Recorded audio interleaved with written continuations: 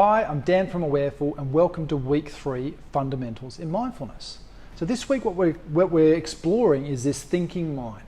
And they call this the first foundation in mindfulness. And really you've probably already discovered it. That we have this mind, it's on, loves to think, loves to be distracted, loves to compare, loves to judge, loves to criticize, loves to do all of these things.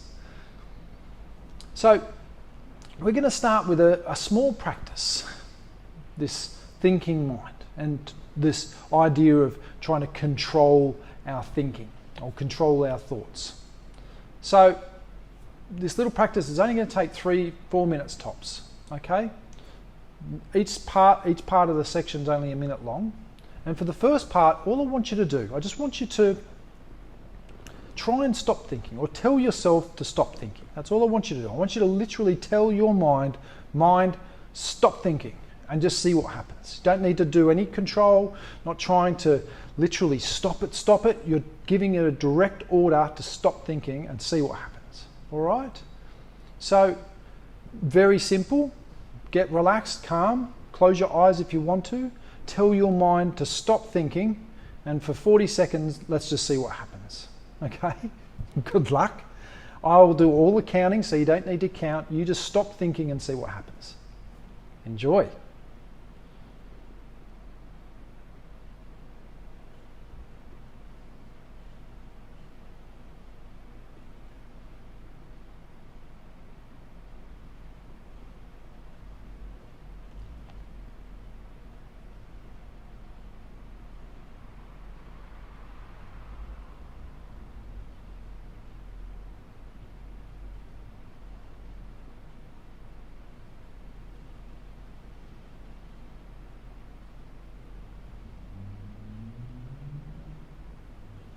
Okay, so don't need to know how you got on just yet. We're going to quickly go into part 2. Very similar to part 1, but this time you're going to tell the mind to think. You're going to say, mind, think, but we're going to add in a little bit of extra element here. When you tell the mind to think this time, I want you to imagine you could look at the mind, like as if you could look backwards at the mind and just watch the thoughts as they come and go. Okay, I don't want you to get strategic on it. I don't want you to start going through your emails. All I want you to do, you're going to give your mind a direct order, mind, think, and then I just want you to watch it. Watch what happens, watch what thoughts come and go. Remember, no good, no bad, just at the moment we're just noticing the thoughts. That's all we're doing. All right? So again, 40 seconds, relax, close your eyes, tell the mind to think, and then imagine like you could look back at the mind and watch all the thoughts coming and going. Okay? Enjoy.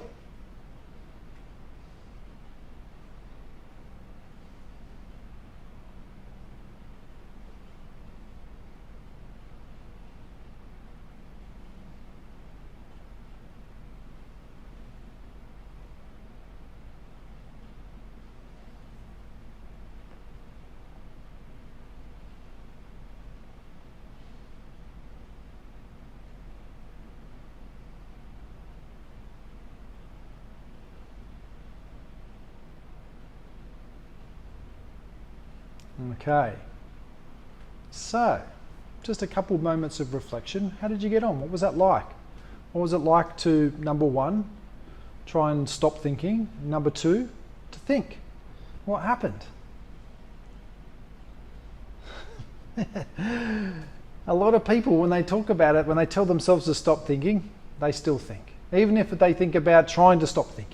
They continually tell themselves to stop thinking. It begins to get quite close and frustrating sometimes as well. Very normal reaction. We place all this pressure trying to stop thinking. And then when we tell ourselves to think, generally 2 things happen. 1, all of a sudden the mind just acts like a petulant child and not thinking. And you're sort of there looking at your mind thinking, where are the thoughts gone? Where are they gone? Why aren't I thinking? Am I doing this wrong? Or sometimes the mind goes, oh, okay, the gates are open, are they? And out come a billion of them. Well, not that many, but you know what I mean. And both are okay. All are okay.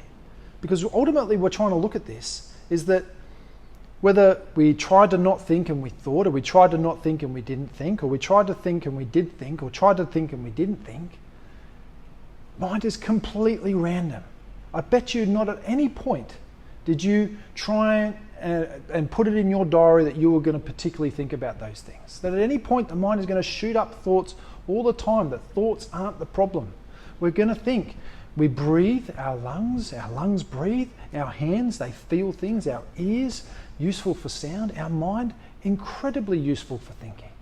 In fact, it feels like it's one of its most important jobs, thinking about everything. So what I hope you got from that little practice was that trying to control thoughts is like lassoing a cloud. Impossible. Never going to be able to do it. As we move a little closer to where we're trying to get to, we're just allowing the thoughts to come, and maybe that felt a little overwhelming, and that's okay. But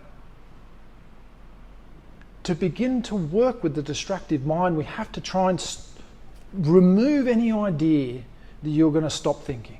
Take that away. Get rid of it. You're not going to block the thoughts. You're not going to push them aside. You're not going to do any of that. They are completely random. They rise and fall all on their own. It's us that then holds our attention to the particular thoughts, and they become our reality. And so, as I'm hoping you're enjoying, I hope you enjoyed that body scan last week. Wonderfully comforting and nourishing it can be, that practice. What we're trying to do is learn how to not have our whole attention just on our thoughts. We're learning to drag that attention into this very intuitive body that we have. And when we hold attention on purpose in this way, it relaxes us, it calms us down. Yeah, it's a wonderful byproduct of where we hold our attention. And as the practice will begin to grow, you begin to recognize just how intuitive this system is, and that we've been totally, solely reliant on how we think about life, and we haven't felt into our experiences. The last part of week 3 is just recognizing this idea, this paradox of mindfulness, that actually, as we begin to sort of practice this or turn inwards, we begin to sort of work with this distracted mind, it feels like all of a sudden our thoughts just go from the average, which again, evidence-based, 30 to 50,000 thoughts a day is what we're supposed to have. Some people probably think that it's more, some people less. But all of a sudden we sort of turn inwards and we begin to sort of manage our mind, and it feels like there's some sort of evil genius pulling the strings going, oh, you want to do meditation, do you? Right, here's a million thoughts, good luck. Let's try and deter you from practicing. So the paradox is, it gets harder before it gets easier. You know, unfortunately, as we begin to turn towards these things and begin to self-manage, you know, if you think about your mind being like a puppy, and if you just let that puppy run free for 41 years, and then you call it back as a full-grown adult, you said, come here, sit. It's not going to do that. It's going to look at you like, good luck, no chance, off you go. So the only way you would be able to bring that puppy in is by rewarding it, talking to it nicely. Hello, love you, whatever, nurture. And this is what we're trying to do. The mind is going to get busier. It's going to feel like it's getting busier. It doesn't.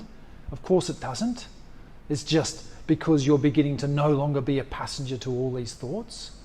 And what we're wanting to do is building that repetition so that eventually in the not too distant future, your mind is just going to begin to unconsciously manage these thoughts in a much more effective way that feels like it releases some of the stress rather than holds on to it. That it eases the anxiety rather than raises it. And that's why the repetition is important. Okay? So, thank you so much for your time. Enjoy today's meditation below. Now, and I'd love to hear your feedback. Email me. Tell me what you experienced, how this is going. Is this making sense for you? Is there parts that you'd love me to explore on future videos? But I look forward to seeing you in week 4, where we talk about the negativity bias and we explore the compassionate pause. Have an amazing rest of your week, and I truly look forward to seeing you next week on week 4.